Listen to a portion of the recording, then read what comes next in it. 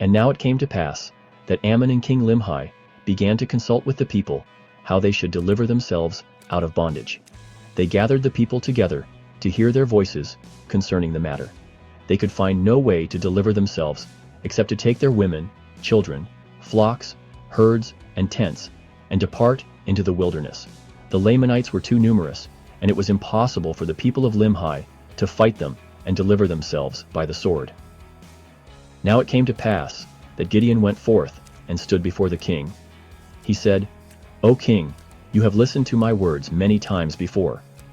If I have been of service to you, please listen to me now, and I will deliver this people out of bondage." The king granted him permission to speak. "Behold, there is a back pass through the back wall of the city. The Lamanite guards are drunken by night. Let us gather our flocks and herds, and drive them into the wilderness by night. I will go and pay the last tribute of wine to the Lamanites.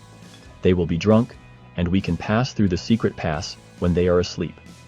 We will travel around the land of Shilom, and escape into the wilderness." And the king hearkened unto the words of Gideon. He caused the people to gather their flocks, and sent the tribute of wine to the Lamanites, along with more wine as a gift. The Lamanites drank freely. That night the people of King Limhi departed into the wilderness with their flocks and herds. They traveled around the land of Shilom, led by Ammon and his brethren. They took all their gold, silver, and precious things, as well as provisions, and journeyed onward.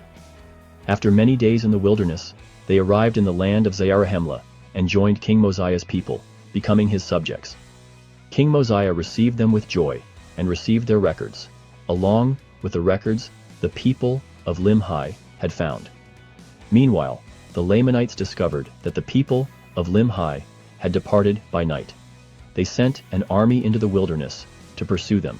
After 2 days of pursuit, they could no longer track them. They became lost in the wilderness, and thus the people of Limhi were delivered from bondage and made their way to Zarahemla, where they were free. This was the great escape, made possible through faith, courage, and the guidance of the Lord.